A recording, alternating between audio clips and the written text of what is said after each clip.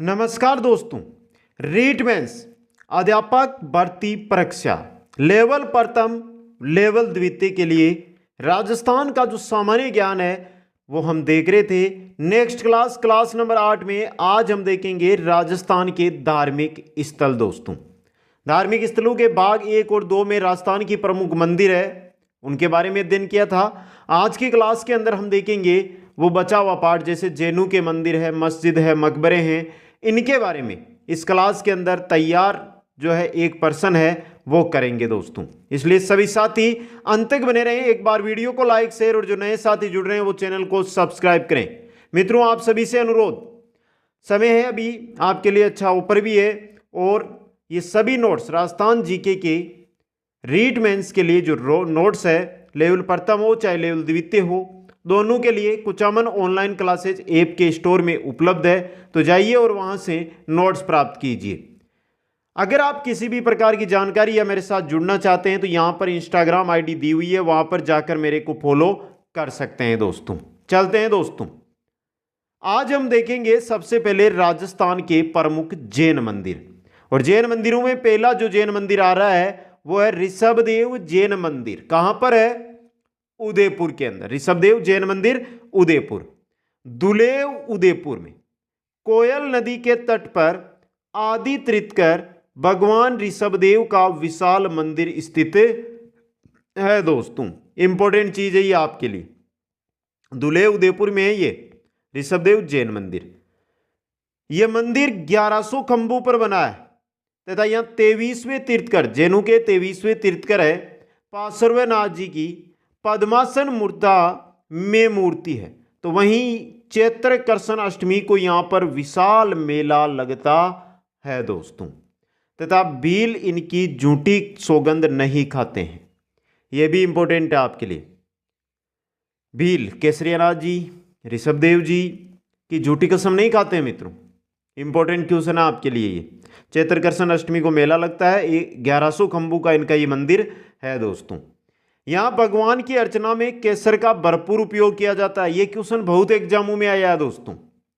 इस तीर्थ को केसर का भरपूर उपयोग करने के कारण केसरिया जी, केसरियानाथ जी, दुलेव उदयपुर में ना, तो दुलेव का धनी या कालाजी के नाम से जाना जाता है। आ गया समझ में आपको? ऋषभदेव जैन मंदिर उदयपुर। दोस्तों, अगला मंदिर आता है देलवाड़ा के जैन मंदिर। कुल 5 मंदिर है, तो इनके बारे में देखते हैं दोस्तों।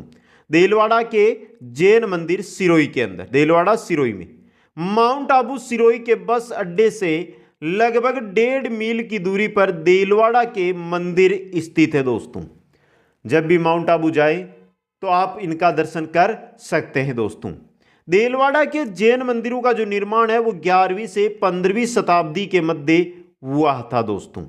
और यहां पर कुल 5 प्रमुख मंदिर है।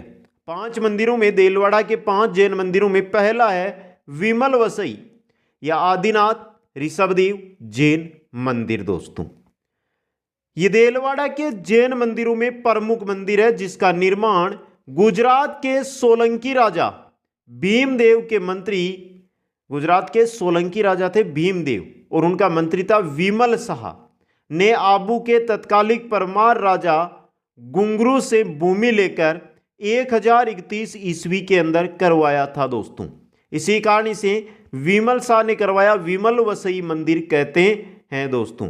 और इस मंदिर का जो शिल्पी था वो था कीर्तिधर। शिल्पी कौन था? कीर्तिधर। तो पहला विमल वसई मंदिर निर्माण गुजरात के सोलंकी राजा थे भीमदेव, और भीमदेव का एक मंत्री था विमल शाह, उसने करवाया। दोस्तों, शिल्पी कौन था? कीर्तिधर था। दोस्तों, कर्नल जेम्स टोड ने इस मंदिर के बारे में कहा कि भारत देश के भवनों में ताजमहल के बाद यदि कोई भवन है तो वह है विमल वसई का मंदिर। किसने कहा था? राजस्थान इतिहास के जनक है कर्नल टोड, उन्होंने। दोस्तों, देलवाड़ा में दूसरा मंदिर आता है, वो है लूण वसई नेमिनाथ का जैन मंदिर। दोस्तों, यह मंदिर देलवाड़ा के जैन मंदिरों के समूह में दूसरा प्रमुख मंदिर है। लूणवसई जो नेमिनाथ का मंदिर है, देलवाड़ा के जो मंदिर है उनमें दूसरे नंबर पे यह मंदिर आता है। और इस मंदिर का निर्माण चालुक्य राजा वीर धवल, चालुक्य राजा थे वीर धवल, उनका महामंत्री था तेजपाल व वास्तुपाल, तेजपाल व वास्तुपाल ने 1230-31 ईस्वी में महान शिल्पी शोभन देव के निर्देशन में करवाया था दोस्तों। तो लूण वसई जो मंदिर है इसका निर्माण चालुक्य राजा वीर धवल के मंत्री तेजपाल वास्तुपाल ने करवाया।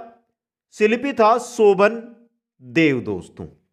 यह मंदिर जेएनयू के 22वें तीर्थंकर नेमिनाथ उनका है दोस्तों, और इसी मंदिर को देवरानी जेठानी का मंदिर भी कहा जाता है। इसी मंदिर को देवरानी जेठानी के मंदिर के नाम से भी जाना जाता है दोस्तों। देलवाड़ा का जो तीसरा मंदिर आता है वो आता है पीतलहर या भीमा शाह का जैन मंदिर, पीतलहर या भीमा शाह का जैन मंदिर। इसका निर्माण भीमा शाह द्वारा करवाया गया था, जिस कारण इसका नाम भीमा शाह मंदिर कहा जाता है दोस्तों। समझ में यहां से निर्माण भीमा शाह ने करवाया, इसी वजह से इसको भीमा शाह का मंदिर कहा जाता है दोस्तों। इस मंदिर में जैन धर्म के प्रथम तीर्थंकर आदिनाथ ऋषभदेव की 108 मन की पीतल की मूर्ति होने के कारण इसको पीतलहर मंदिर कहा जाता है दोस्तों। तो भीमा शाह क्यों कहा जाता है, पीतलहर क्यों कहा जाता है, दोनों चीजें आपकी यहां पर कंप्लीट हो गई है। चौथा यहां पर देलवाड़ा में जो मंदिर है वो है आपका पार्श्वनाथ जैन मंदिर दोस्तों। ये 3 मंजिला मंदिर है जिसके गर्भगृह में जैन धर्म के 23वें तीर्थंकर पार्श्वनाथ की मूर्ति स्थापित है। तो वहीं इसे सिलावटू का मंदिर भी कहा जाता है। यह क्वेश्चन बन सकता है इंपॉर्टेंट आपके लिए, सिलावटू का मंदिर अच्छा क्वेश्चन बन सकता है, पार्श्वनाथ जैन मंदिर। और देलवाड़ा में जो 5वां मंदिर है वो है महावीर स्वामी का जैन मंदिर। यह मंदिर जैन धर्म के अंतिम व 24वें तीर्थंकर महावीर स्वामी का है दोस्तों। तो ये 5 मंदिर थे देलवाड़ा के दोस्तों। आगे हम बढ़ते हैं, नेक्स्ट मंदिर आता है नाकोड़ा का पार्श्वनाथ मंदिर। कहां पर है नाकोड़ा, बाड़मेर में। तो बाड़मेर में है दोस्तों। ये बालोतरा बाड़मेर से दूर बाकरिया नामक पहाड़ी पर स्थित मरु प्रदेश का यह अभिनव तीर्थ नाकोड़ा, जिसे मेवानगर या वीरमपुर के नाम से भी हम जाना जाता है, जो पार्श्वनाथ के जैन मंदिर के लिए प्रसिद्ध। देखिए नाकोड़ा को मेवानगर और वीरमपुर अलग अलग नामों से जाना जाता है, ये याद रखना है आपको। समझ गए। यहाँ पे बालोतरा में है नाकोड़ा का पार्श्वनाथ मंदिर। भक्त इन्हें जागती ज्योत या हाथ का हुजूर कहते हैं। भक्त क्या कहते हैं, जागती ज्योत या हाथ का हुजूर कहते हैं दोस्तों। 23वें तीर्थंकर पार्श्वनाथ जी की मूर्ति 1511 ईस्वी में आचार्य कीर्ति रत्न सूरी द्वारा यहां पर स्थापित की गई थी दोस्तों। नाकोड़ा में जो पार्श्वनाथ जैन मंदिर है वहां पर जो पार्श्वनाथ जी की मूर्ति है वो 1511 के अंदर आचार्य कीर्ति रत्न सूरी के द्वारा स्थापित की गई थी दोस्तों। अगला जैन मंदिर हम आते हैं, तो अगला जैन मंदिर है रणकपुर जैन मंदिर। यहां पर भी कुल 4 मंदिर है, 3 जैन मंदिर है और एक वैष्णव मंदिर है रणकपुर के अंदर। रणकपुर जैन मंदिर कहां पर है, पाली के अंदर दोस्तों। और पहला मंदिर है आदिनाथ या ऋषभदेव जैन मंदिर दोस्तों। देखिए मथाई नदी के किनारे स्थित इस मंदिर की भूमि पोसवाल धरण शाह सेठ ने महाराणा कुंभा से खरीदी थी दोस्तों, और उसी धरण शाह ने इस मंदिर का निर्माण करवाया था। अतः आदिनाथ जैन मंदिर जो रणकपुर में है उसको धरणी विहार भी कहते हैं। धरणी विहार मंदिर के नाम से भी इसको जाना जाता है, क्योंकि धरण शाह ने कुंभा से जमीन खरीदकर इसका निर्माण करवाया था दोस्तों। इस मंदिर को रणकपुर का चौमुखा मंदिर कहते हैं। रणकपुर का चौमुखा मंदिर आदिनाथ जैन मंदिर को कहा जाता है। इस मंदिर में कुल 24 मंडप है, 84 शिखर है और 1444 स्तंभ है। अब देखिए स्तंभ कितने हैं, 1444। इसी कारण इसे स्तंभों का वन कहा जाता है। ये क्वेश्चन बहुत एग्जामों में आया, अभी बता रहा हूं दोस्तों। रणकपुर जैन मंदिर सीधा ऑप्शन रहता है आपके, और ये क्वेश्चन स्तंभों का वन किस मंदिर को कहा जाता है बनकर आता है। तो 3 जैन मंदिर है ना रणकपुर में, और एक वैष्णव मंदिर है। पहला जैन मंदिर हमने पढ़ लिया आदिनाथ जैन मंदिर। दूसरा है नेमिनाथ जी का मंदिर दोस्तों। जो चोमुका मंदिर है उसके समीप नेमिनाथ जी का मंदिर स्थित है और इस मंदिर की दीवारों पर नग्न व संभोग करते हुए युगलू की मूर्तियां उत्कीर्ण है दोस्तों। इसलिए इस मंदिर को पातरिया रो देहरो यानी वेश्याओं का मंदिर कहा जाता है दोस्तों। तीसरा जैन मंदिर है पार्श्वनाथ जैन मंदिर। पार्श्वनाथ जी का मंदिर नेमिनाथ जी के मंदिर के साथ में ही है दोस्तों। और चौथा मंदिर है वैष्णव मंदिर, जो सूर्य नारायण का मंदिर है दोस्तों। और सूर्य नारायण का मंदिर है वो पार्श्वनाथ मंदिर से थोड़ी दूरी पर बना हुआ है। तो ये रणकपुर के 4 मंदिर हो गए दोस्तों। आगे देखते हैं जैनों के और कौन कौन से मंदिर है। तो अगला आ जाता श्री महावीर जी जैन मंदिर करौली। बहुत बार पढ़ते हैं इनके बारे में। देखिए गंभीरी नदी के किनारे करौली जिले के हिंडौन सिटी में स्थित है। ये हिंडौन सिटी करौली के अंदर श्री महावीर जी विश्वविख्यात जैन समुदाय का सबसे बड़ा लोक तीर्थ है। ये श्री महावीर जी है जो जैन समुदाय का क्या है, सबसे बड़ा लोक तीर्थ। चैत्र शुक्ल त्रयोदशी को महावरी जयंती पर यहां 4 दिन का विशाल मेला लगता है। चैत्र शुक्ल त्रयोदशी महावीर जयंती और यहां पर लगता है 4 दिन का विशाल मेला। महावीर जी जैन मंदिर है, ये दिगंबर व श्वेतांबर धाराओं के यहां पर मंदिर है दोस्तों। मेले में जिनेंद्र रथ यात्रा निकाली जाती है, जो पूछा जा सकता है, इंपॉर्टेंट है आपके लिए।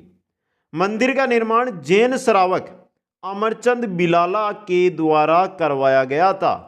श्री महावीर जी जैन मंदिर का निर्माण जैन श्रावक अमरचंद बिलाला ने करवाया था दोस्तों। यह हो गया हमारे श्री महावीर जी जैन मंदिर करौली। अगला मंदिर आता है मूछाला महावीर गाणेराव पाली में। मूछाला महावीर मंदिर गाणेराव पाली। मंदिर में स्थित महावीर स्वामी की मूर्ति की विशेषता यह है कि मूर्ति के मुख पर मूछें हैं दोस्तों, इसी वजह से मूछाला महावीर मंदिर दोस्तों। और मारवाड़ में इन्हें जीवंत स्वामी कहा जाता है। मारवाड़ में इनको जीवंत स्वामी कहा जाता है। अगला है आहाड़ के जैन मंदिर। कहां पर है? उदयपुर के अंदर। आगे चलते हैं, अगला मंदिर आता है हमारे त्रिकाल 24 जैन मंदिर हाड़ौती। त्रिकाल 24 जैन मंदिर हाड़ौती। त्रिकाल 3 काल, त्रिकाल 3 काल 1 2 3 हो गए 24 3 कालों में 24 जैनों के तीर्थकर हुए, कुल 72 तीर्थकर। समझे? इस जैन मंदिर को त्रिकाल 24 मंदिर इसलिए कहते हैं क्योंकि इस मंदिर में जैनियों के 3 कालों के 72 तीर्थकरों की प्रतिमाएं विराजित है दोस्तों। यह मंदिर राज्य का दूसरा व हाड़ौती प्रदेश का प्रथम मंदिर है। यानी राज्य का तो दूसरा है, लेकिन हाड़ौती प्रदेश का कैसा है? प्रथम मंदिर है। और राज्य का पहला त्रिकाल 24 मंदिर है, वो कहां पर है? आपके उदयपुर के अंदर स्थित है। राज्य का पहला 24 मंदिर उदयपुर में स्थित है दोस्तों।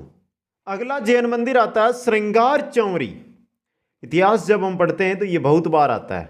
चित्तौड़ का दुर्ग पढ़ते हैं, वहां पर भी ये आता है दोस्तों। कहां पर है? चित्तौड़गढ़ के दुर्ग में। देखिए चित्तौड़गढ़ दुर्ग में राजपूत व जैन स्थापत्य कला के समन्वय का एक उत्कृष्ट नमूना है, जो श्रृंगार चौरी के नाम से प्रसिद्ध है दोस्तों। महाराणा कुंभा की पुत्री रमाबाई की शादी की चौरी थी, जिसे बाद में शांतिनाथ जैन मंदिर बना दिया गया। ये चौरी थी दोस्तों कुंभा की पुत्री रमाबाई की। यहां पर शादी हुई थी, चौरी बनाई गई थी, बाद में उसको शांतिनाथ जैन मंदिर बना दिया गया दोस्तों। अगला मंदिर है आपका फालना का जैन मंदिर। फालना का जैन मंदिर पाली में दोस्तों। इस मंदिर को मिनी मुंबई व गेटवे ऑफ गोल्डन के नाम से भी जाना जाता है। यह मंदिर त्रिशिखरी है, जो प्रसिद्ध जैन तीर्थ रणकपुर व देलवाड़ा मंदिरों की तर्ज पर बना हुआ है दोस्तों। तो मिनी मुंबई या गेटवे ऑफ गोल्डन के नाम से फालना का जैन मंदिर जाना जाता है। अगला आता है बांडासा का जैन मंदिर। कहां पर है? या घी वाला मंदिर। बांडासा का जैन मंदिर या घी वाला मंदिर दोस्तों कहां पर है? देखिए ये भी पता चलेगा आपको। इस मंदिर को सुमतिनाथ मंदिर के नाम से भी जाना जाता है। भांडासा या घी वाला मंदिर सुमतीनाथ मंदिर के नाम से जाना जाता है। 3 मंजिला इस मंदिर का निर्माण गंगशहर बीनासर के घी के व्यवसायी थे बांडासा ओसवाल के द्वारा 1488 में करवाया गया था। और इस मंदिर को त्रिलोक दीपक प्रसाद भी कहा जाता है। त्रिलोक दीपक प्रसाद भी बांडासा जैन मंदिर घी वाले मंदिर को कहा जाता है। अगला है चमत्कार जी जैन मंदिर। कहाँ पर है? सवाई माधोपुर में। इस स्थान पर प्रतिवर्ष शरद पूर्णिमा को मेला बढ़ता है दोस्तों। आगे चलिए मित्रों, आगे आता है कालिंजारा के जैन मंदिर बांसवाड़ा में। कालिंजारा के जैन मंदिर बांसवाड़ा के अंदर। तिजारा जैन मंदिर, तिजारा अलवर में तो अलवर के अंदर। यहाँ 8वें जैन तीर्थकर चंद्रप्रभु का मंदिर है। तो वहीं माना जाता है कि यह मूर्ति देहरा गांव से प्राप्त हुई थी दोस्तों। देहरा गांव है, वहां से ये मूर्ति है जो प्राप्त हुई थी दोस्तों। इंपॉर्टेंट मंदिर ये रह सकता है आपके लिए। अगला है नीलकंठ जैन मंदिर। कहां पर है? नीलकंठ जैन मंदिर अलवर के अंदर। ये जैन तीर्थकर पार्श्वनाथ जी का मंदिर है जिसका निर्माण कन्नौज शासक महिपाल देव के समय शिल्पी सर्पदेव ने किया था दोस्तों। तो वहीं इस मंदिर की भूमि मंथन देव ने दान में दी थी। मंथन देव ने इसकी भूमि दान में दी थी दोस्तों। अगले मंदिर की ओर बढ़ते हैं तो आता है हमारे सतबीस देवरी। कहां पर है? चित्तौड़ में। क्या चीज है ये? यह है चित्तौड़ दुर्ग में। यह मंदिर चित्तौड़गढ़ दुर्ग में स्थित है जहां छोटी छोटी 27 देवरियां है दोस्तों। और यह जैन मंदिर है जिसका निर्माण 11वीं सदी के अंदर हुआ है। कब हुआ है? 11वीं सदी में। पदमप्रभु मंदिर पदमपुरा जयपुर के अंदर। पदमप्रभु मंदिर पदमपुरा जयपुर में है दोस्तों। यह दिगंबर धारा का जैन मंदिर है। दिगंबर धारा का क्या है? जैन मंदिर है। माना जाता है कि भगवान पदम प्रभु की मूर्ति भूमि से प्रकट हुई थी। जो पदमपुरा के अंदर जैन मंदिर है वहां पर पदम प्रभु जो भगवान है उनकी मूर्ति है जो भूमि से प्रकट हुई थी दोस्तों। अगले जैन मंदिर की ओर बढ़ते हैं तो आता है चूलगिरी जैन मंदिर जयपुर दोस्तों। चूलगिरी जैन मंदिर है। ये मंदिर जैन धर्म के 23वें तीर्थकर पार्श्वनाथ जी का मंदिर है दोस्तों। पार्श्वनाथ मंदिर कहां पर है? लोधरवा जैसलमेर। मूमल वाला गीत याद कीजिए। यहां जैन धर्म के 23वें तीर्थकर पार्श्वनाथ जी की सहस्त्र प्रणीम मूर्ति है जिसकी स्थापना 1263 ईस्वी में आचार्य श्री जिनपति सूरी द्वारा की गई दोस्तों। इसके अलावा शांतिनाथ जैन मंदिर है झालावाड़ में। चांदखेड़ी का जैन मंदिर है चांदखेड़ी में। नागेश्वर पार्श्वनाथ मंदिर है झालावाड़ के अंदर। और बीनमाल जालोर का जैन मंदिर जो देश का सबसे बड़ा जैन मंदिर है। बीनमाल जालोर का जो जैन मंदिर है देश का सबसे बड़ा जैन मंदिरों की श्रेणी में आता है दोस्तों। ये थे जैनों के प्रमुख मंदिर। आगे हम बढ़ते हैं मित्रों। आगे बढ़ते हैं तो हमारे आते हैं मस्जिद व मकबरे। एक जानकारी दी गई है यहाँ पे आपके लिए इंपॉर्टेंट ये जानकारी रह सकती है मस्जिद व मकबरों से रिलेटेड दोस्तों। तो इसको थोड़ा ध्यान से देख लीजिएगा। मस्जिद किसको कहते हैं? सजदा अर्थात साष्टांग प्रणाम करने का स्थान मस्जिद कहलाती है। मस्जिद में नमाज पढ़ी जाती है जो मुस्लिमों का अनिवार्य कर्तव्य है। तो वहीं जिस मस्जिद में केवल शुक्रवार के दिन नमाज पढ़ी जाती है उसे जामा मस्जिद कहा जाता है दोस्तों। मकबरा मुस्लिम धर्म में व्यक्ति जहां दफनाया जाता है उस पर मकबरा बनाया जाता है दोस्तों। दरगाह सूफी संत को जहां दफनाते हैं उस स्थान पर दरगाह बनाई जाती है। सूफी संत की बात है यहाँ पे। मजार किसी पीर को जहां दफनाया जाता है उस स्थान पर मजार बनती है। तो ये जानकारी आपके लिए इंपॉर्टेंट रह सकती है यहाँ से दोस्तों। अब चलिए मित्रों प्रमुख दरगाह या प्रमुख मस्जिदें हैं उनके बारे में चर्चा कर लेते हैं। ख्वाजा मोइनुद्दीन चिश्ती की दरगाह कहाँ पर है? अजमेर में। सबको पता है दोस्तों, लेकिन जो जानकारी यहाँ पर लेकर आया हूँ वहाँ से क्वेश्चन आपके लिए बन सकता है। ख्वाजा साहब के बचपन का नाम था खुरासान था और ये हजरत शेख उस्मान हारूनी के शिष्य से हजरत शेख उस्मान हारूनी के क्या थे? शिष्य दोस्तों। ख्वाजा साहब पृथ्वीराज चौहान तरते के शासनकाल में 1191 ईस्वी में मोहम्मद गोरी के साथ भारत आए व अजमेर को ही अपना कार्य स्थल बनाया दोस्तों। गौरी ने इन्हें सुल्तान ए हिंद की उपाधि प्रदान की थी। गौरी ने, मोहम्मद गौरी ने इनको सुल्तान ए हिंद की उपाधि दी थी दोस्तों। प्रतिवर्ष हिजरी सन के रजब माह की 1 से 6 तारीख तक इनका उर्स का आयोजन होता है दोस्तों। और ख्वाजा साहब का इंतकाल अजमेर में ही हुआ था दोस्तों।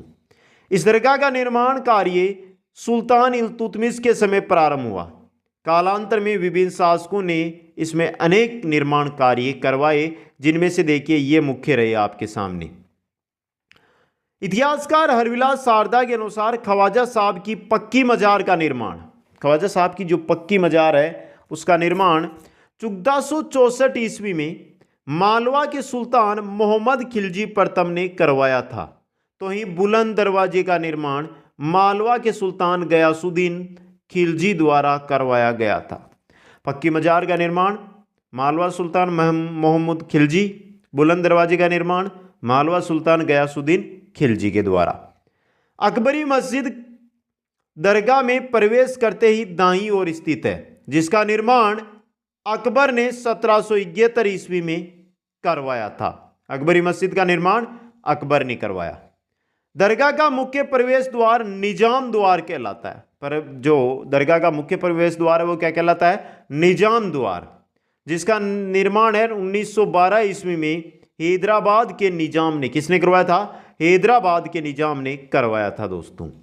मुख्य मजार के चारों ओर चांदी का कटहरा, मुख्य जो मजार है उसके चारों ओर चांदी का कटहरा है, वो सवाई जयसिंह ने बनवाया था दोस्तों। इसके अलावा आगे चढ़िए। बुलंद दरवाजे पर भीलवाड़ा के गौरी परिवार द्वारा झंडा चढ़ाने की रस्म बड़ी धूमधाम से पूरी की जाती है दोस्तों। ख्वाजा साहब की दरगाह में अन्य खूबसूरत इमारत संगमरमर की शाहजहानी मस्जिद है, जिसे जुमा मस्जिद भी कहा जाता है। बादशाह शाहजहां द्वारा इसका निर्माण सन 1638 ईस्वी में करवाया गया था। मक्का के बाद यह दरगाह मुस्लिम संप्रदाय का दूसरा सबसे बड़ा तीर्थ स्थल है। इसी कारण अजमेर को भारत का मक्का कहा जाता है। और उसमें आने वाले लोग क्या कहलाते हैं? जायरीन कहलाते हैं दोस्तों। आ गया समझ में दोस्तों ये ख्वाजा मोइनुद्दीन चिश्ती की दरगाह के बारे में। कहां पर? अजमेर में।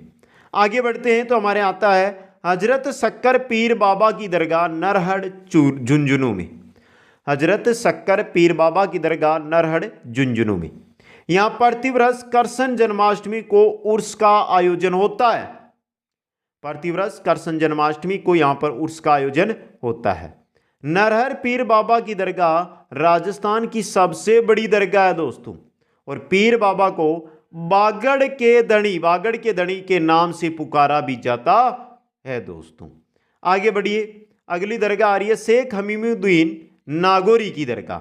शेख हमीमुद्दीन नागौरी की दरगाह नागौर के अंदर। अजमेर के ख्वाजा मोइनुद्दीन चिश्ती के शिष्य थे शेख हमीमुद्दीन नागौरी, जिनकी दरगाह नागौर में स्थित है, जो मोहम्मद गौरी के साथ 1192 में राजस्थान आए थे। 1191 में तो आए थे ख्वाजा मोइनुद्दीन चिश्ती, और 1192 में मोहम्मद गौरी के साथ आए थे हमीमुद्दीन नागौरी। इनके गुणों से प्रभावित होकर ख्वाजा साहब ने इन्हें सुल्तान ए तारकिन यानी सन्यासियों का सुल्तान की उपाधि से नवाजा था दोस्तों। राज्य में अजमेर के बाद यहाँ दूसरा सबसे बड़ा उर्स है, उसका आयोजन होता है दोस्तों। आगे चलिए। आगे मकबरा आ रहा है अलाउद्दीन का मकबरा। अलाउद्दीन का मकबरा चित्तौड़गढ़ दुर्ग की तलहटी में अलाउद्दीन खिलजी का मकबरा बना हुआ है। और इस मकबरे का निर्माण 1310 ईस्वी में अलाउद्दीन खिलजी खुद ने ही करवाया था दोस्तों। इंपॉर्टेंट चीज। आगे बढ़ते हैं तो आता है 2.5 दिन का झोंपड़ा। कहां पर है? अजमेर के अंदर। 2.5 दिन का झोंपड़ा तारागढ़ पहाड़ी की तलहटी में स्थित है दोस्तों। इसका निर्माण बिसलदेव चौहान विग्रहराज चतुर्थ ने 1153 ईस्वी के आसपास संस्कृत विद्यालय, सरस्वती कंठाभरण महाविद्यालय एवं विष्णु मंदिर के रूप में करवाया था, जिसे 1194 के अंदर कुतुबुद्दीन ऐबक के द्वारा तुड़वाकर मस्जिद में बदल दिया गया दोस्तों। अब 2.5 दिन का क्यों कहा जाता है 2.5 दिन का झोपड़ा? देखिए यहां पर प्रतिवर्ष पंजाब साहब मुस्लिम फकीर का 2.5 दिन का उर्स लगने के कारण इसे 2.5 दिन का झोपड़ा कहा जाता है दोस्तों। आगे चलिए, अगले हमारी दरगाह आ रही है, वो आ रही है सैयद फखरुद्दीन की दरगाह गलियाकोट डूंगरपुर। सैयद फखरुद्दीन की दरगाह गलियाकोट डूंगरपुर।